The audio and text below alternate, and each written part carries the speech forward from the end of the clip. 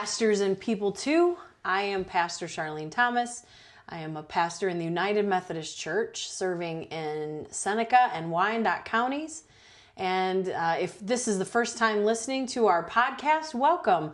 Looking a little different today. A little bit different, yeah. Dave calls this From the Table. That's right. Is that correct? Yeah, I mean, we've had a couple people talk about how it seems like just a conversation between us, which it is.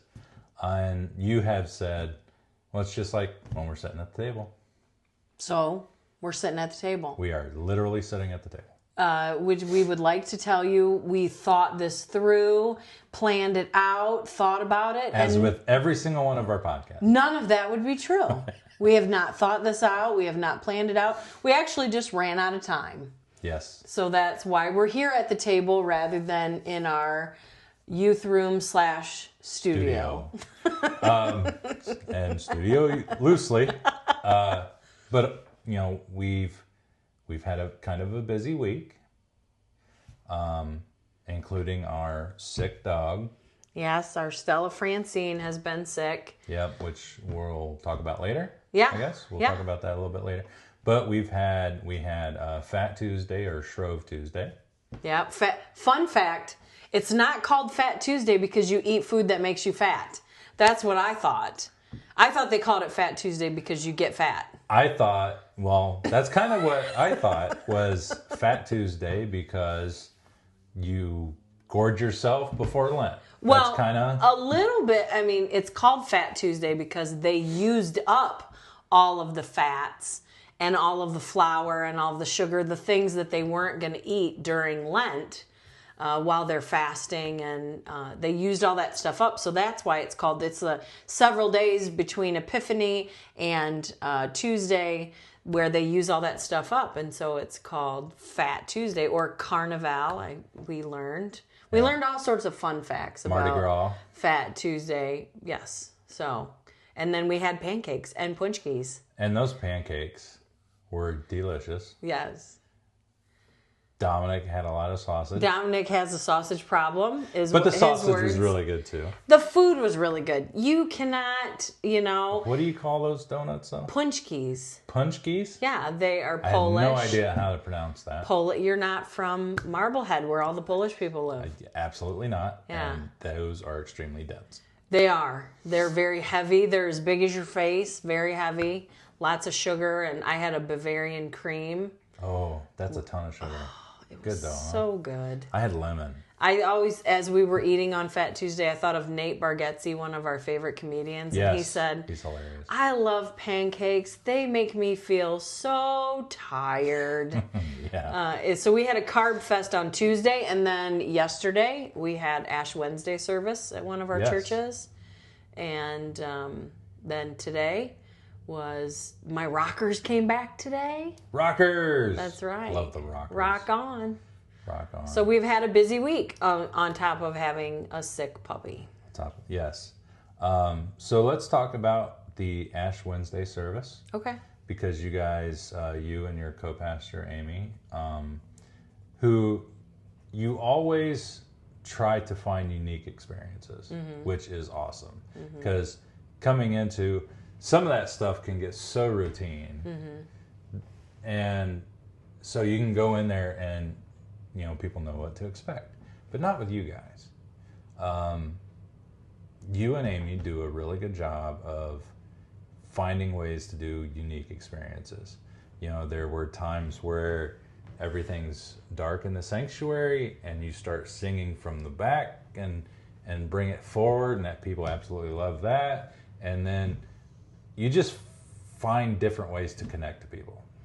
I think it's just Amy and I are very different in so many ways. Our personalities are very different. The way we work is very different. But one of the strongest parts of our pastoral team has been worship and creative worship and being able to think and move on the fly. Kind of. So we're actually using a worship series called Purveyors of Awe, which is a worship design studio series. So we purchased that material and then curated our own experience based off of that material. And we always include a lot of music because we're both music people. And so we did that. We utilized some of their ideas, but then added some of our own. And then as we were getting ready to walk down to give ashes to people, Amy said, I had forgotten my ashes, which ended up being a happy accident. Yeah. Because we just had one container of ashes. And she said, what if you do the vertical line of the cross and I'll do the horizontal line of the cross? So we got to lay hands basically on all of our people that were there. Yeah. And this is our last Ash Wednesday service together, so we got a little bit emotional at the end of it. Sure. Because, we've been the entire time we've been in ministry, we've been together. Mm-hmm. So, and then we got to give ashes to each other. And then we invited people to sit in different places in the sanctuary. Right. Which for Methodists is very difficult. Which is very unnerving for everyone, especially when you've had them leave their pew and now you've said, don't go back to where you were, go somewhere else in the sanctuary. At Republic, it was a little bit challenging because it's a smaller sanctuary. It is. And so people had to get creative, but we had chairs up in the chancel area. People could come up and sit behind where we were.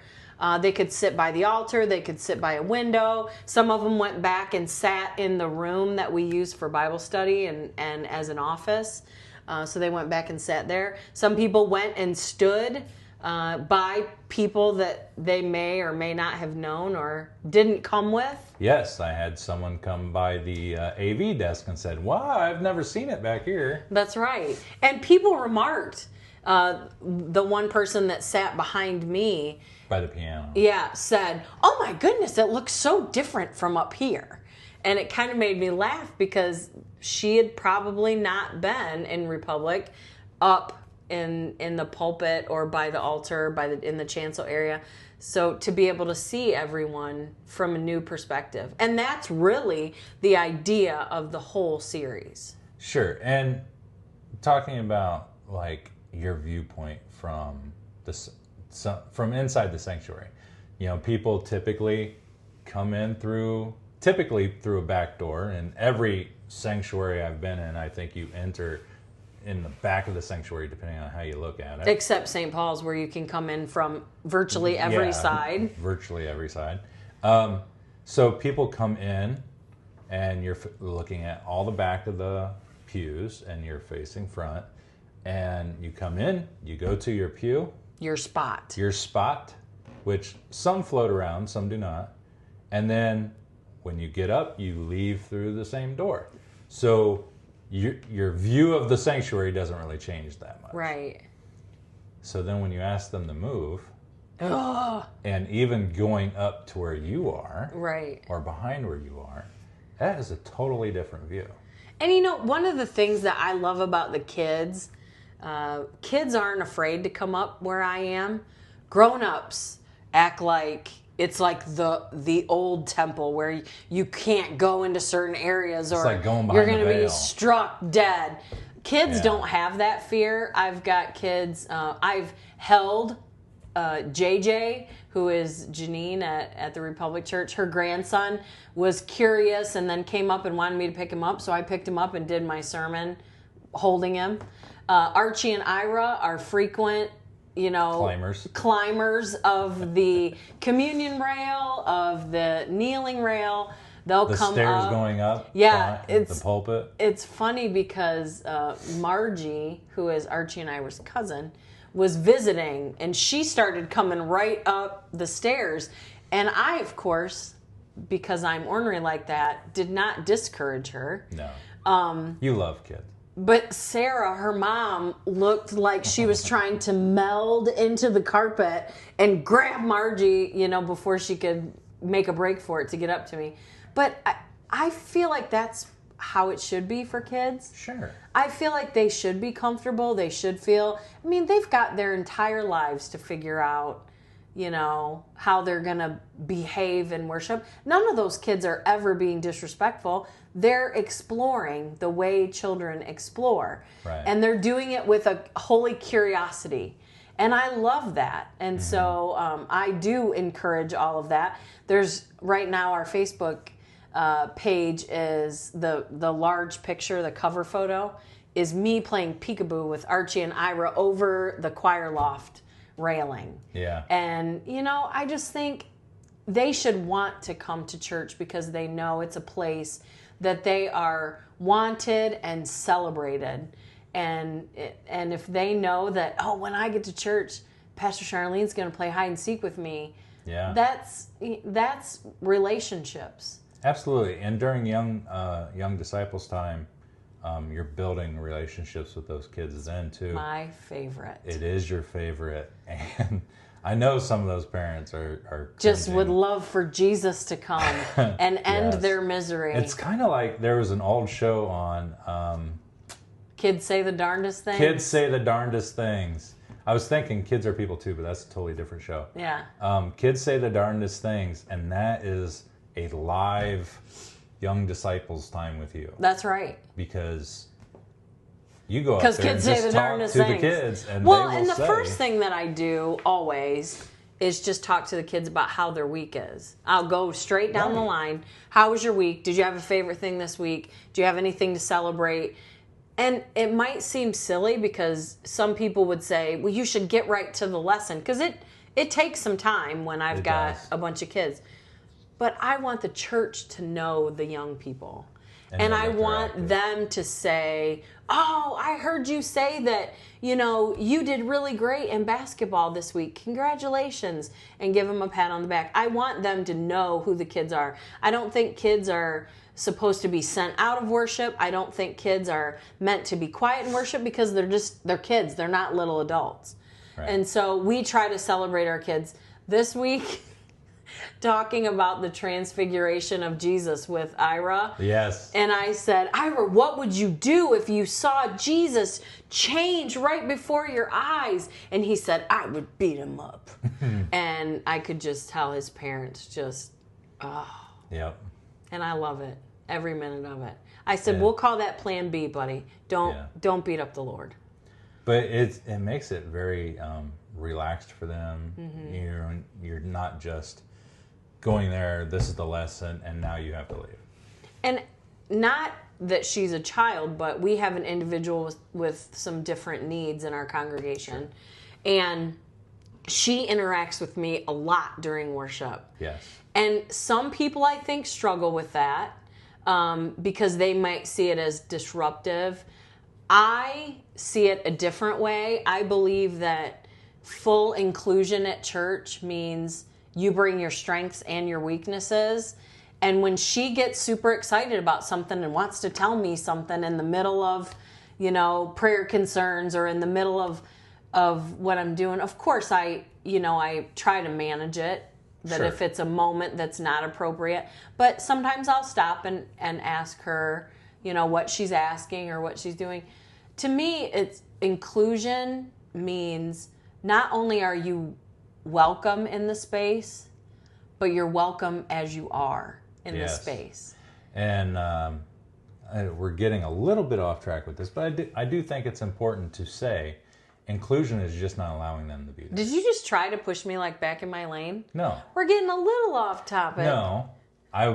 Because of what I was going to say, we were going to get a little off topic. But I do think a lot of people think inclusion means you're just letting them in the space. I think, and with the understanding of once we let you in, we need you to act like us. Right. And that's not, inclusion is so easy to get wrong. Oh, yeah. It's not just that you have a seat at the table as long as you sit there and you're quiet. Right. It's you have a seat at the table and your voice matters.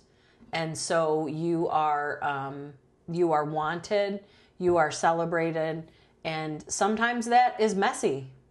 Yeah, and your point of view is wanted. Right.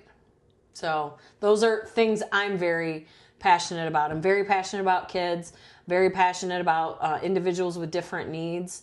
I'm very passionate about inclusion and how to try to get that right. Yes. Talking about your Ash Wednesday service. Do you want to talk about getting your ashes? Getting my ashes crammed into my forehead. So here's a fun fact. If your spouse is a clergy person, probably don't make them mad on the way to church. Right before because the ash receiving might be a bit aggressive. It was a bit aggressive, yeah. And I had to be a bit aggressive getting the ashes out. He had to scrub. Yeah. I saw every crease in my forehead. David got his ashes. You've been to church. That's right. I'm kidding for the most part. Somewhat. We were done being mad by that time. Yeah, that was just the fun, the fun thing. Yeah.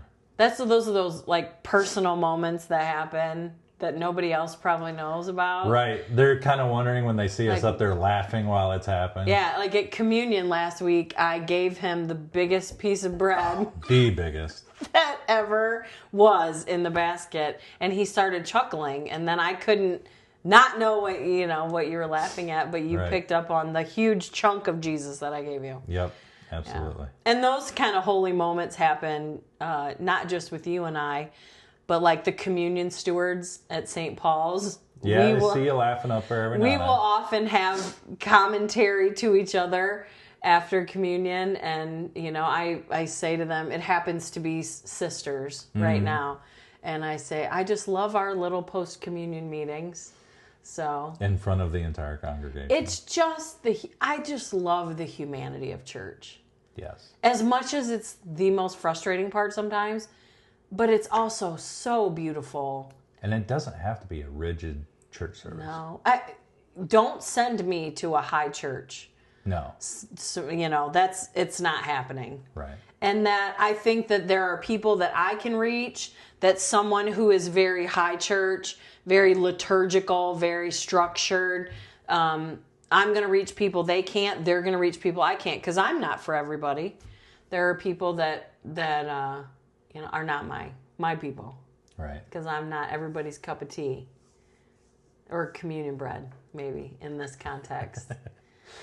I'm all over the map today, so good luck with this. We have, during this Lenten season, you guys are, what's it called again? Purveyors of Awe. Purveyors of Awe. And you're asking people to look at things differently, from a different perspective. Well, first of all, just to look at things. I mean, how many times do we go through life focused on what we're doing, how to get from A to B, how to get through this project, how to get over this day, and we're just asking people to be more intentional about noticing all of the things around you that bring you awe and wonder and, where you see connection and community and all of those beautiful things that God is doing every single day. But we get so self-interested that we are only interested in what we're doing.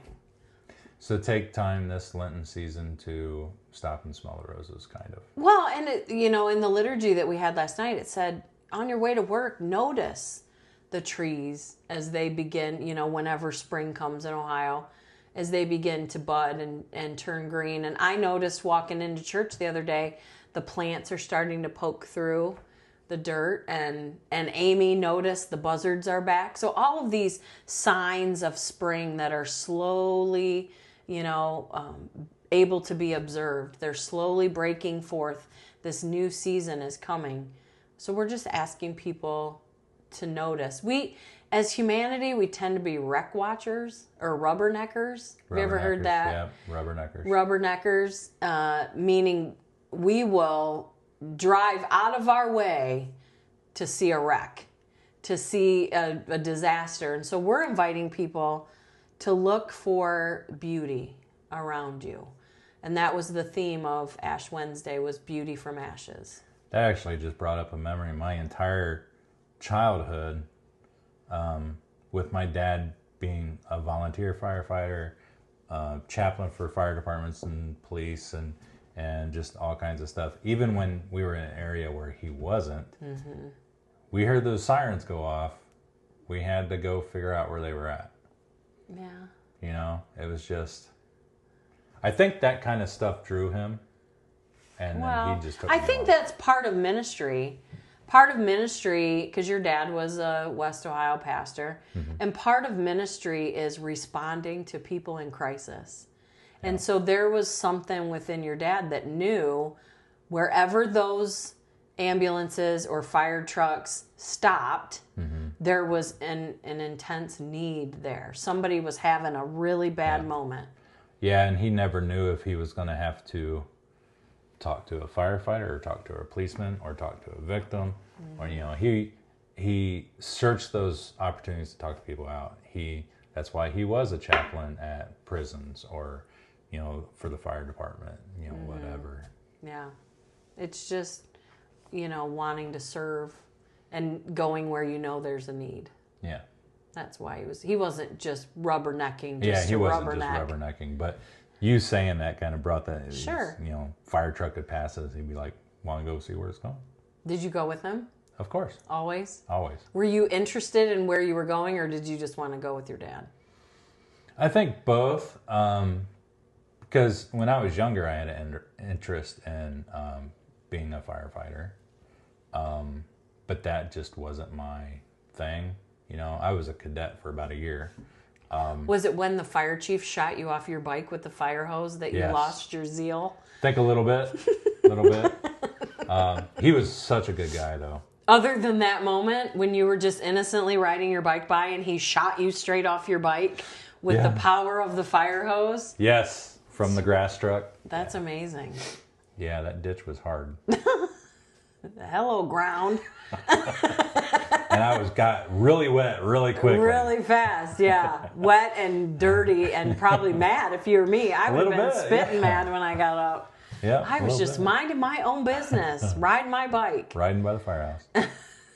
New route. Did you find a new route after that? Yeah, a little bit.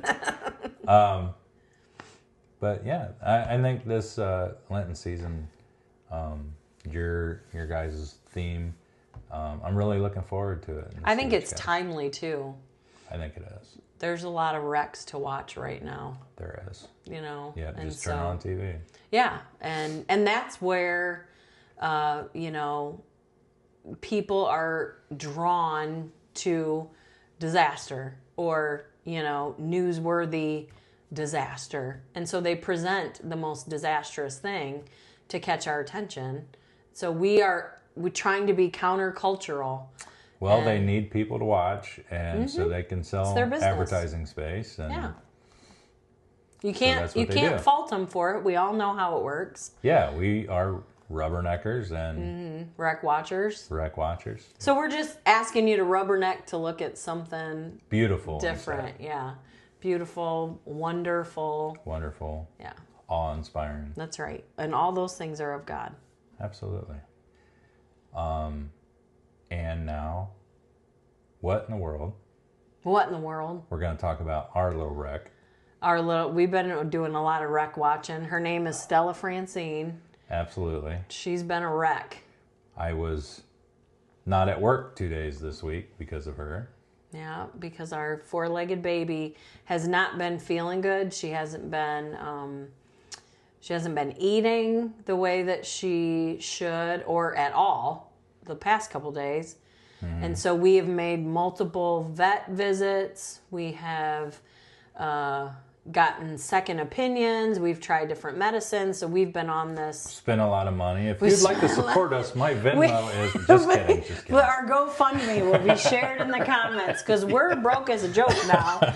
But our dog is, you know, she's still with us. She is still with us. And there was a moment that we thought she may not be with us.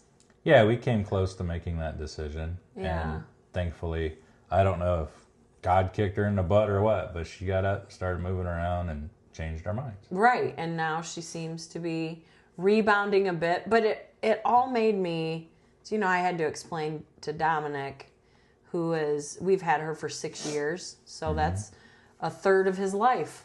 Yep, and she was about 4 when we got her. So I had to explain to him why you make that decision. He's never, as a young adult, he's never had to make the decision to let a beloved pet go.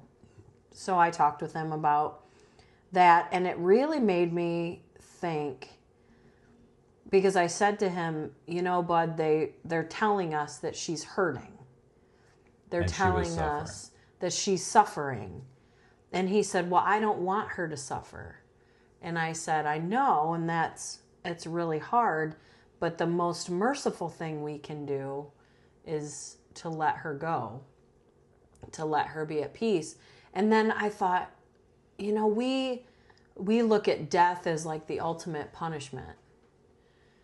But I don't, as Christians, we have the hope of resurrection. Right. But I also, in an emotional and love-filled standpoint, I wonder if God looks at it like I was looking at Stella. Like, out of this deep sense of love, I don't want you to suffer anymore. Right. I don't want you to hurt. I don't want you to cry. I don't want you to be in pain. And so I will allow this moment of death to come and know that you will be born again, that you will have a new life and a full life and a healthy life. But it really changed, you know, in that moment, it really changed me in thinking, oh, this is why people die. Yes. Because God loves us so much that he doesn't want us to hurt. He doesn't want us to suffer.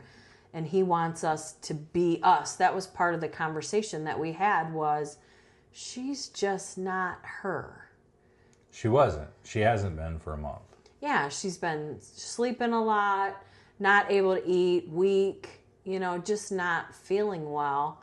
And we don't want that for her. We want life for her and life to the full. So, yeah. So what in the world? We still don't know what in the world. We don't. No. We're waiting to see each day, each moment as it passes. And she is showing signs of life today. Although I'm looking at her right now, and she's passed out right now. Passed out asleep. But she's been up, walking around. She's eating a little more. Mm-hmm. And so we're doing everything that we can. Yes. For her to enjoy health. Yes. And then whenever that doesn't seem possible anymore, then you start to have a different conversation. Yeah. So. But you do kind of have to look at it as, although it feels like a punishment for us, mm-hmm. That it can be a merciful act. Yeah. Yeah. And an act of love. An act of love. To let them go is because I just love you so much, I don't want you to hurt. Right. So that's kind of a depressing what in the world. That is kind of a depressing what in the world, but I think it was a good topic because a lot of people have to deal with mm-hmm. that, have to deal with death, and you know, some people may find it silly that we're talking about our dog, an animal, but she's our cohort. You know, the little brat of the family. She is. She's the boss. She's the boss. She's a bully, for sure. Yeah, she's a bully. And she's been a major part of our life for 6 years. She has. So praying that I shared her picture on Facebook today, and I said, if you'd like to, Stella's not feeling good, if you want to say a prayer for her. If you're not a person that believes in praying for animals, then just move along. That's right. Yeah. So just reminding everyone, Jesus is going to come back on a white horse. So animals are part of the deal. Animals are part of the deal. Yeah. And John Wesley believed that animals have souls. So I am firmly in my Methodist lane. Yep. with my animals. I firmly believe when I'm entering the gates of heaven that all of my past pets. That's right. I've had a lot. I will be salty if I don't get met with some dogs. That's right. Gotta have some dogs. The downtown Tiffin on Third Thursday, they have gatherings, and one of them is like a dog night.